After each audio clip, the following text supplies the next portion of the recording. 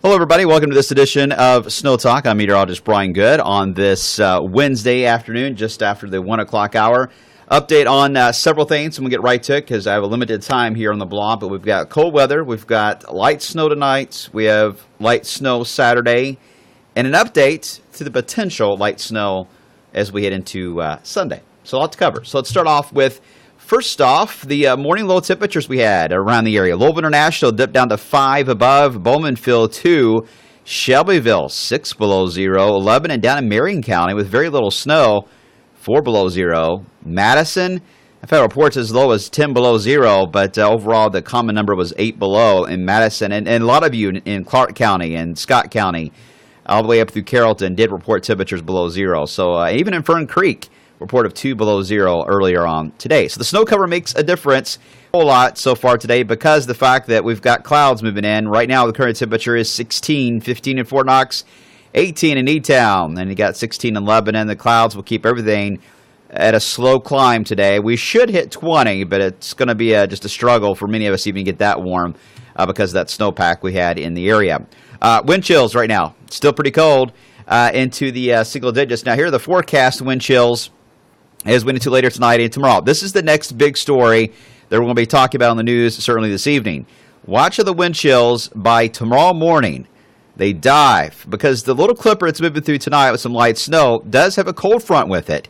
And that'll pass through around, say, 5 in the morning. As soon as it passes through, the winds ramp up just before sunrise, and that timing will allow for the wind chill to dip down to about 10 to 15 below 0 in Louisville and as low as 20 below across southern Indiana. Dangerous wind chills here, folks. Once you get below 10 below 0, especially, you got to worry about frostbite, which can happen as little as 10 minutes.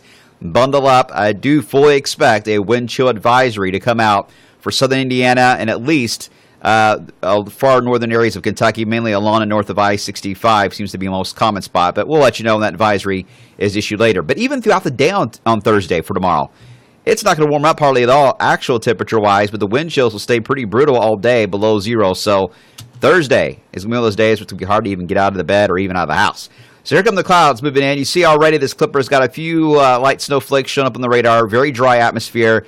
We're only talking about a few flurries that will kind of move in later on this evening. The Futurecast points it out. It shows it's a little too warm on temperatures, first off. It's showing 20s widespread. I don't see that happening. But you see the snow showers breaking out as we get into the evening hours. I mean, very spotty. A few of those darker blues will show up every now and then that could produce a dusting of accumulation as it passes on through.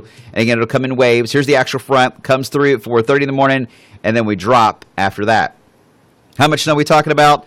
Again, not a whole lot. A few spots could see certainly a dusting of accumulation as these pass on through here later on for tonight. Up to a half inch. I wouldn't rule that out if there's a heavy enough burst, but it is very, very cold. So you can get a lot of bang for its buck kind of deal with this kind of moisture. So even just a few areas of light rain, what normally would be light rain, when you transfer it into a very cold atmosphere, you can actually get about a half inch of snow out of that. So some light accumulations are possible. Would not rule that out, and that would cause 6 spots. So we'll watch that carefully.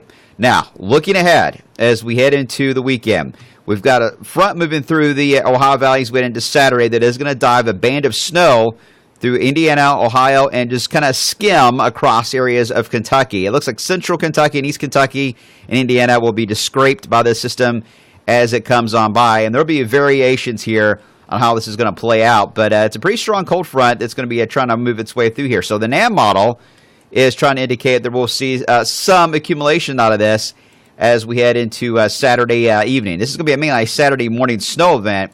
But it's picking out the idea of about an inch here potentially in Louisville and then higher amounts as we head across areas of southern Indiana. A few inches, wouldn't rule that out, especially up the I-71 corridor. This looks familiar, I'm sure, to you. It's almost the identical looking map we had from the last snow we had yesterday. And amounts could be similar north and east of town. The GFS model is not as excited. Sorry about that. It's locked up on me. But it is showing about an inch or two between Louisville and into areas of Cincinnati.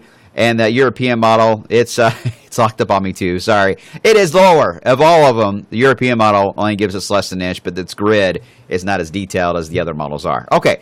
After that, we have the system moving through as we head into Sunday night and Monday. The one I just talked about was Saturday morning. This one is 24 hours later.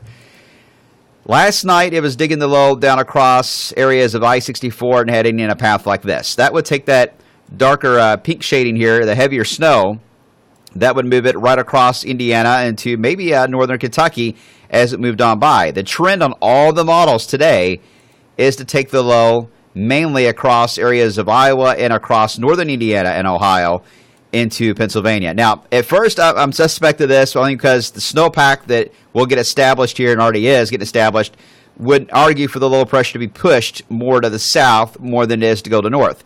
The only exception to that is if the low pressure itself becomes a strong low pressure. It's forecast to be about 1,009 millibars last night. It's showing signs of being much deeper than that today. So when you get a stronger low that winds up, due to the physics of the atmosphere, it will force it to go more north than it will south despite a snow cover. So that has been the trend here today, and that's probably what's going to end up happening. But we'll keep an eye on it and let you know, because the intensity of the low is the factor. If the low weakens a little bit more on the models, it'll jog back to the south again. But if it stays its current intensity, I think it is going to be a northern stream. This is going to affect temperatures, because if it does track more to the north, there will be a southwest wind on the southern side of this that may be enough to get us above the freezing mark. You know, yesterday we were thinking we're going to stay below freezing for several days. Well, if we see this low track the way it is, that would be enough to push us potentially close to 40 degrees as we into Sunday before the front actually comes through Sunday night into Monday. Something we'll watch, and we'll fine-tune that and let you know once we get just a little bit closer. But overall, the light snow tonight and the cold wind chills will be the big story. Make sure to tune in tonight for all the newscasts starting at 5 o'clock at the very latest and let you know if any advisories are issued.